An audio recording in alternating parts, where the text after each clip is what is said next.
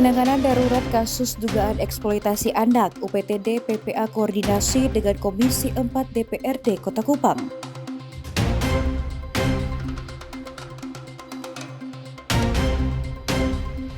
Gubernur Nusa Tenggara Timur ultimatum kepala sekolah stop pungutan liar atau dicopot.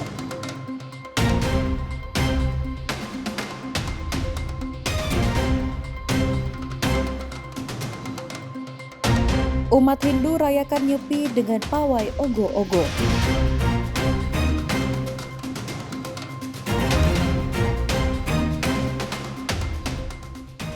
Halo pemirsa, Timur Sepekan kembali hadir menyapa Anda. Selain 3 topik utama tadi, kami juga menghadirkan informasi penting lainnya. Anda juga dapat menyaksikan Timur Sepekan dan program menarik lainnya melalui live streaming www.timurtv.com. Bersama saya, Salvi Moruk, inilah Timur Sepekan selengkapnya.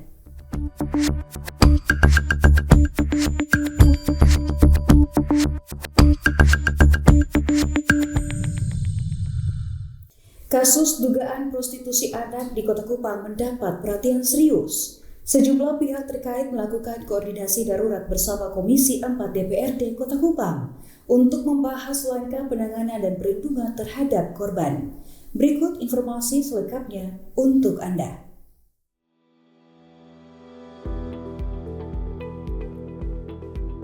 Pertemuan informal berlangsung di Komisi 4 DPRD Kota Kupang.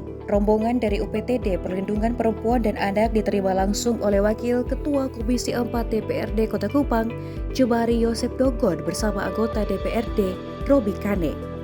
Pertemuan ini dilaksanakan secara informal namun bersifat darurat menyusul munculnya kasus dugaan eksploitasi dan penjualan anak yang menjadi perhatian publik.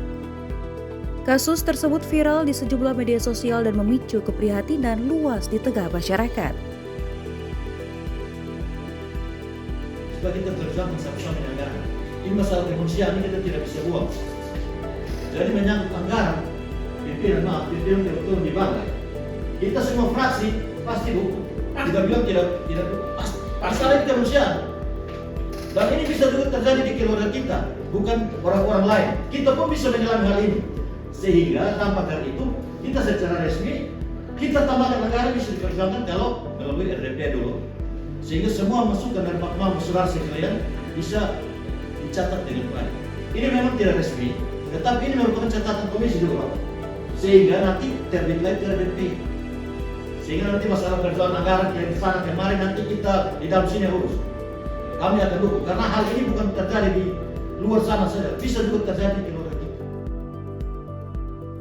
Seorang wanita di Kota Kupang diamankan setelah diduga menjual seorang pelajar SMP berusia 14 tahun kepada 7 pria dengan tarif Rp250.000 per pertemuan. Merespon kondisi tersebut, Kepala UPTD PPA Kota Kupang, Randi Rohikana bersama Kepala Seksi Pengaduan UPTD PPA Provinsi Nusa Tenggara Timur, Jeffrey Handre Ariandra dan tim segera melakukan koordinasi lintas lembaga. Dalam pertemuan tersebut dibahas langkah penanganan yang cepat dan terpadu termasuk perlindungan terhadap korban, pendampingan psikologis, serta upaya pencegahan. Jadi memang kami sangat berterima kasih karena respon baik dari para anggota dewan yang terhormat, sehingga akhirnya kami dapat memutuskan bersama hal-hal apa sih yang akan kita lakukan ke depan terkait tindakan pencegahan dan penanganannya yang komprehensif dan melibatkan banyak pihak. Untuk ke depan dari Kota Kupang akan dari Pak Randi akan segera menunjukkan hal apa saja teknis yang dilakukan, tapi kami mengharapkan ada pertemuan selanjutnya yang lebih resmi supaya bisa mendapatkan informasi terhadap apa yang akan dilakukan. Berangkat dari kepedulian dan keprihatinan kita terhadap fenomena di Kota Kupang yang beberapa waktu ini cukup viral tentang dugaan perdagangan anak dan prostitusi online anak.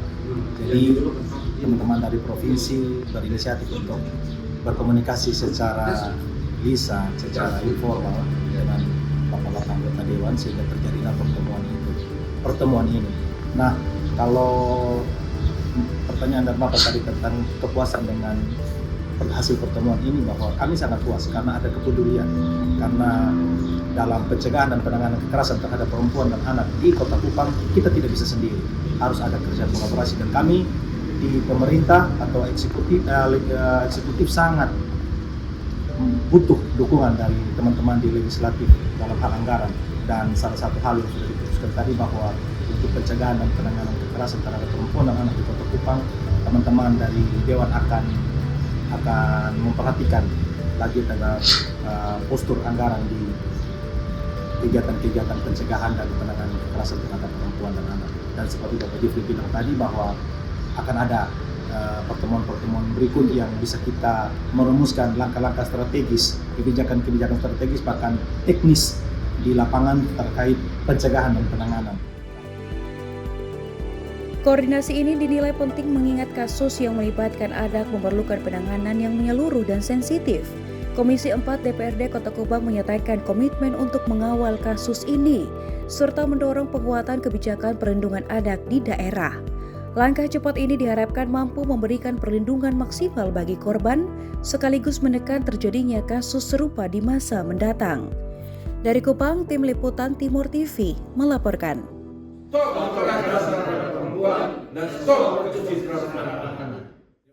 Aliansi Pemuda Mahasiswa Nusa Tenggara Timur di Kota Kupang gelar aksi demo menuntut keadilan atas kasus yang menimpa Erasmus Frans Mandato, seorang aktivis lingkungan karena memuat kampanye di media sosial. Berikut informasi selengkapnya untuk Anda. Aksi demonstrasi di Kota Kupang diikuti puluhan hingga ratusan mahasiswa dan pemuda yang menuntut keadilan atas kasus Erasmus Frans Mandato. Massa menilai penanganan kasus tersebut perlu dilakukan secara transparan terkait aktivitas kampanye isu lingkungan di media sosial. Situasi sempat memanas saat terjadi aksi bakar ban dan desakan bertemu pihak Kejati NTT, namun berhasil dikendalikan aparat kepolisian. Sebanyak 15 perwakilan massa kemudian diterima pihak Kejati untuk menyampaikan aspirasi yang dijanjikan akan ditindaklanjuti sesuai prosedur hukum. Salah satu peserta demo menegaskan Kejari Rotendao dan Jaksa Penuntut Umum tidak dapat membuktikan kebenaran postingan Erasmus di media sosial. Menunjukkan fakta-fakta, saksi-saksi fakta dan bukti-bukti dan saksi-saksi ahli, tidak ada yang membuktikan bahwa Bapak Erasmus Frans Mandato itu memposting dalam tanda kutip akun Facebooknya itu hoax, dan juga tidak terbukti kerusuhan juga. Menanggapi hal tersebut, Kejati NTT menjawab kegelisahan para pendemo dan menjamin aspirasi menuntut keadilan aktivis lingkungan akan disampaikan kepada pimpinan dan ditindaklanjuti. Jadi jangan khawatir, semua aspirasi yang adik-adik sampaikan pada sore hari ini pasti akan disampaikan ke pimpinan. Ini adik-adik sedang memperjuangkan seorang aktivis lingkungan yang bernama Pak Erasmus Mandato. Aksi ini diharapkan menjadi pengingat bagi semua pihak akan pentingnya penegakan hukum yang transparan dan berkeadilan agar tidak menimbulkan keraguan di tengah masyarakat. Dari Kupang, Tim Liputan Timur TV melaporkan. Arus balik libur Lebaran mulai terlihat di Pelabuhan Tenau Kupang, Nusa Tenggara Timur. Ratusan penumpang dari berbagai daerah tiba di Kota Kupang menggunakan kapal Pelni siang tadi. Meski perjalanan sempat mengalami keterlambatan jadwal, para penumpang tetap antusias untuk kembali ke rutinitas mereka. Berikut informasi selengkapnya untuk Anda. Kapal motor Pelni Tidar yang diberangkatkan dari Surabaya bersandar di Pelabuhan Tenau, Kota Kupang siang tadi. Kedatangan kapal ini membawa ratusan penumpang pada momen arus balik libur panjang Lebaran. Satu persatu penumpang turun melewati tangga kapal dengan membawa berbagai macam barang bawaan mulai dari kardus, tas besar hingga koper.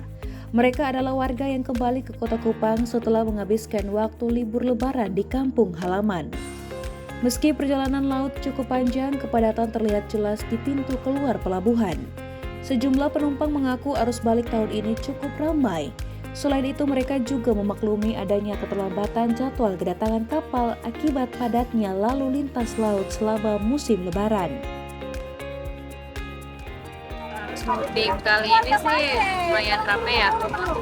Terus dari mungkin tadi dari berangkatnya juga agak telat, jadinya sampai sini juga agak telat. Kedatangan ratusan penumpang ini menjadi penanda kembali berputarnya aktivitas dan roda ekonomi di Kota Kupang pasca libur Lebaran. Diperkirakan kepadatan arus balik di Pelabuhan Tentau masih akan terus berlangsung hingga beberapa hari ke depan. Dari Kupang, Tim Liputan Timur TV melaporkan. Kementerian Kesehatan melalui Balai Kekarantinaan Kesehatan melakukan cek kesehatan gratis terhadap penumpang mudik maupun arus balik liburan panjang. Kegiatan ini guna memastikan penumpang dalam keadaan sehat sebelum dan sesudah mudik. Berikut informasi selengkapnya untuk Anda. Kementerian Kesehatan melalui Balai Kekarantinaan Kesehatan melakukan pemeriksaan kesehatan gratis bagi para penumpang mudik dan arus balik liburan panjang. Kegiatan ini dilaksanakan di sejumlah titik transportasi untuk menjangkau para pelaku perjalanan yang akan maupun telah melakukan mudik. Pemeriksaan meliputi cek tekanan darah, suhu tubuh, serta konsultasi kesehatan secara langsung dengan petugas medis. Langkah ini bertujuan untuk memastikan kondisi kesehatan penumpang tetap terjaga, baik sebelum berangkat maupun setelah kembali dari perjalanan. Yang pertama dalam cek kesehatan gratis itu ada penyakit tidak menular, di mana yang diutamakan adalah pemeriksaan gula darah. Di dalamnya juga ada kolesterol, asam urat, terus ada pengobatan untuk gejala-gejala yang lain dan bisa diobati, dan ada juga pemeriksaan rapid test untuk malaria, karena kita mencegah untuk penularan malaria antar wilayah di NTT ini untuk mendukung program eliminasi malaria pemerintah Provinsi NTT. Balai Kekarantinaan Kesehatan juga menghimbau masyarakat agar selalu menjaga kesehatan saat bepergian lintas daerah. Untuk pelaku perjalanan, Bapak Ibu para penumpang, sekiranya tetap menjaga kesehatan selama pelayaran, terutama perhatikan makan minumnya dan pola gaya hidup bersihnya, terutama sekalian menyampaikan juga bahwa saat ini ada kewaspadaan penyakit campak. Bila Bapak Ibu yang batuk pilek, diharapkan untuk menggunakan alat pelindung diri, masker minimal, dan melaporkan kesehatannya itu kepada petugas kesehatan yang berada di mungkin di pelabuhan seperti kami. Kalau ada bisa melaporkan diri atau di mana saja Bapak Ibu berada. Dari Kupang, Tim Liputan Timur TV melaporkan. Gubernur Nusa Tenggara Timur melantik Kepala Sekolah SMA, SMK, SLB di lingkup pemerintah Provinsi Nusa Tenggara Timur. Gubernur NTT menekankan tidak ada pungutan liar di sekolah. Informasi selengkapnya akan hadir sesaat lagi, tetaplah bersama kami.